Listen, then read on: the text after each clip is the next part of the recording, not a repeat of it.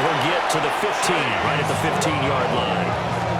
6 yards the pickup, and that's a first down. Well, you know they had a third down play on standby just in case, but he says no need with that carry. Runs like that will continually earn him more work in this and future contests. Here's Burrow setting up to throw it. That's complete to his tight end, Mike Gesicki. And that's good for a pickup of 10 yards. And they'll be left with a second and about a foot.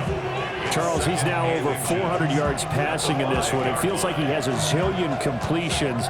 Just a very memorable effort from a guy that we thought could be in line for a big game, and he has exceeded our expectations. That he has, and I'm not really surprised at all because when you look at this offensive unit, they are loaded across the board. And, of course, the guy throwing them, he's a big-time player himself. They brought it from start to finish and really helped get the better of the opposing secondary. Well, he does have one touchdown in the game already, and while this one won't go for 6, it's enough to get him first and goal. But you and I both know he's going to be a little upset he didn't cross the goal line for a second time in this one. Might want the ball here on the next play. This is caught. Touchdown. Mike Gesicki, a beast in the red zone with his second touchdown of the game. And the Bengals have made it a one-score game again here in the fourth.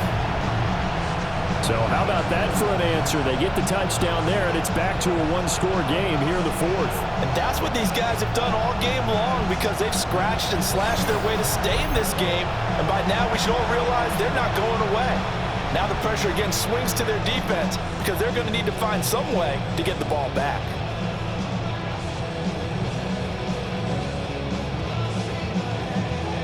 McPherson now for the extra point.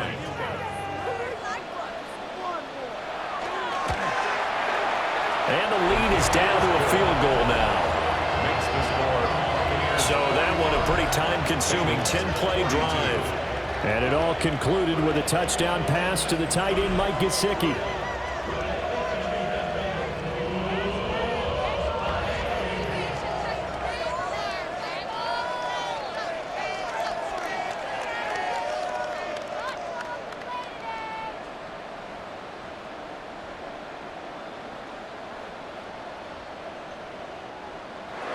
After the touchdown, McPherson on to kick this one away.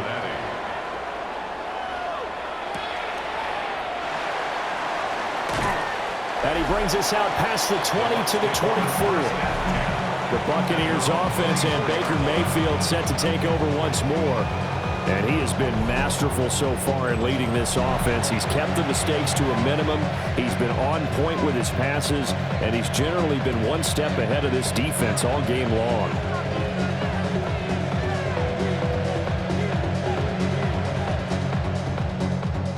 The Bucs offense set to begin their next possession. Their lead back down to one score after the touchdown a moment ago. First down's a must on this drive as they start out here first and 10. 2 yards the gain on the keeper, and it's second down. Let's give a lot of credit to the offensive line. They've been able to move the ball really well on the ground the entire game, and while that wasn't a huge one, that's okay. They'll take them in short, steady bursts. This is 2nd and 8. Mayfield on play action. And a flag comes out. His head is batted down and incomplete. But I think there was early contact. Let's check the call. So pass interference the call, and that does not look to be going over too well on the defensive side. Or on their sideline, because I believe their head coach is saying right now, hey, you've got to call that both ways. Here's Tucker. And he is going to be stopped cold behind the line of scrimmage. A loss of a full 3 yards, and now it's second down. Hey, a lot of points have been scored in this game against them, but tally that one on the side of the defense. Do you think maybe, possibly, it could be a little bit of a changer for them? Maybe not a game changer, but a little bit of a momentum one that maybe they can string together some pretty good plays and slow them down. After the loss, they'll come up 2nd and 13.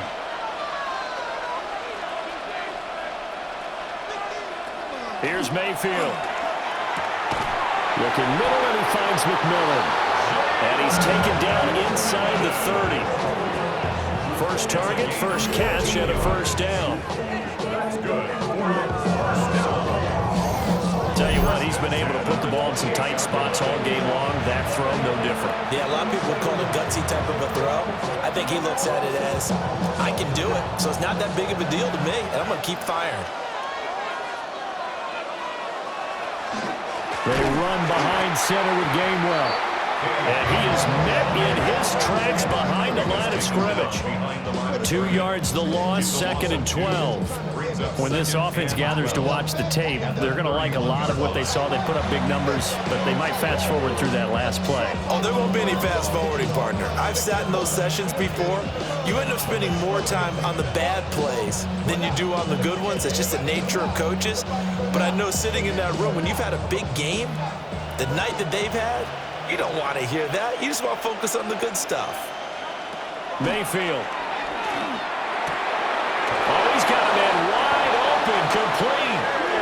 And he's got another first down as the tackle's going to be made at the Bengals' 13-yard line.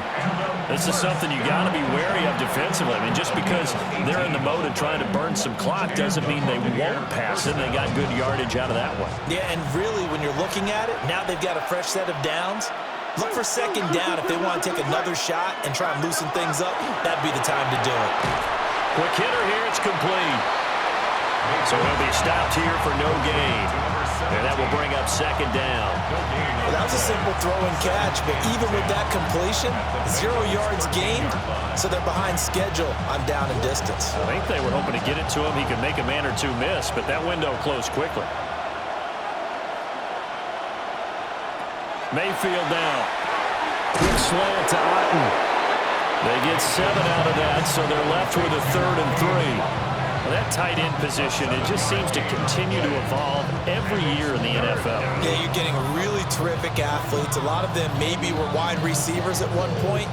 They continue to give you speed, great hands, and big bodies, which make them excellent targets for quarterbacks. And he's into the end zone. Touchdown, Buccaneers. Cade Otten with his 2nd touchdown of the afternoon. And the Buccaneers are able to widen their advantage. So that is going to tie an NFL record that has stood for more than 70 years. 7 touchdown passes in one game. It was first done by Sid Luckman of the Bears in 1943, then by Adrian Burke of the Eagles in 54, and now that mark equaled here in this one.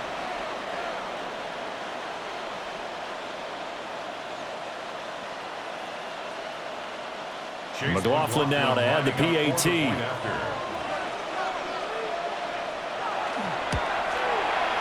And his guys will take a 10-point lead. So that drive in total 8 plays.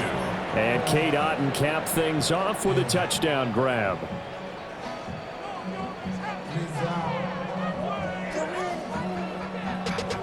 Running money up to a whole nother level. I don't know no better. When I got rich and don't come and slow 6 racks on a sweater. No, think I'm cheating, I'm just chilling with the fellas. Grandma always told me never trust these. Spit 60 racks on a camouflage bells. Following the touchdown, here's McLaughlin to kick off.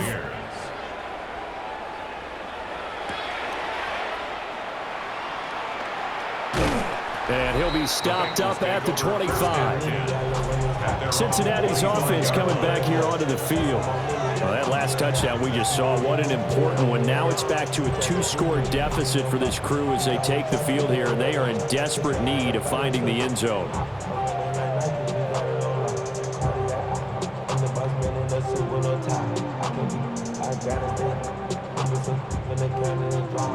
Burrow and the Bengals with a 1st and 10 at their own 25-yard line. They'll come out throwing here to start the drive. It's complete to Brown, right side. That's good. The completion there for 7 yards. And it'll be 2nd down. They're giving those short little routes. Tackled him in bounds, too. They're just not wanting to get beat over the top. Yeah, and if you can't really get downfield, take the short routes. But now you got to have guys who can actually break tackles and increase those gains. Burrow on play action. And down he goes. A Buccaneer sack. They'll wind up losing a full 9 yards here on the sack. Now it's 3rd down. I remember throughout my career hearing defensive coaches always say, guys, you got to earn the right to rush the passer. And they put themselves in a great spot with this big lead, and they know they've got to throw the ball. These pass rushers have to be salivating. It is pin your ears back time indeed. Oh, there's that man again. It's complete. And he'll be taken down, but not before they reach the 50. Now a tip of the cap to the man under center, Charles. He just went over 400 yards passing in this ball game. He's got the touchdown passes to boot, taking pretty good care of the ball. Just all around a really solid performance. Yeah, just check, check, check, and check, right? Because he certainly showed he was worthy of the trust that his team put in him. A handful of touchdowns. Got a man, it's caught inside the 10. And he will take it on in for a Bengals touchdown. T. Higgins, 49 yards. And the Bengals are back within a score. No, we're not cheering. No, we're not rooting. But I am excited about this, and I know you are too. We got a ball game again after that big-time strike. Big-time strike, and you are right. Don't go anywhere yet. This thing's not done. Still an important piece of business to take care of, the extra point. And the lead is down to a field goal now. So that drive, 4 plays. And it was T. Higgins who capped the drive with the touchdown reception.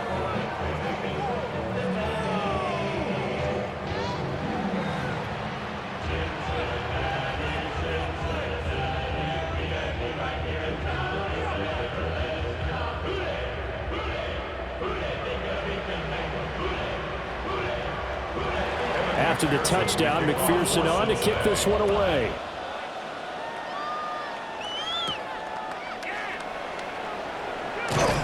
And he'll get it up just past the 20 as his guys will go to work at the 21-yard line. And the Buccaneers getting ready to go as they take the field. And this game not quite over yet. And we'll likely see them take all 3 timeouts defensively, so they can't just kneel this one out. They're going to have to try to run a few plays. You're exactly right. They've got to get a first down and make them use up all their timeouts in order to feel like they have this one in hand.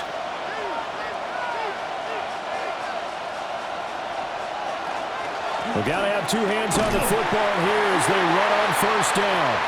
And now with 1:52 to go, we get another pause of the action. A timeout here defensively. Well, how about the big guy there showing some agility? He just flowed from his D-tackle position in order to make that play.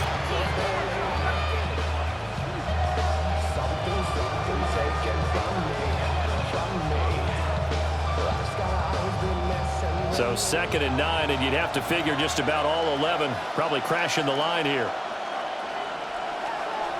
He's going to get it again. Just looking to get forward and protect the ball. The Bengals going to use the 2nd of their timeouts as they'll head to the sideline and talk over what to do next. After that run, still a good amount of meat on the bone here for this 3rd down play. Can you envision them putting this in the air? Totally. I mean, look at who he has under center right now. If you can't trust him with the football, you can't trust anyone. And frankly, to me, I want the ball down the stretch. Get the first down, keep it in the hands of my offense. I don't want to turn it over to them and rely on my D. Open man is Ibuka. He's got it. And he is going to have a Bucs first down. All smiles on that sideline. That should be the one to do it. That's good. We're on first down.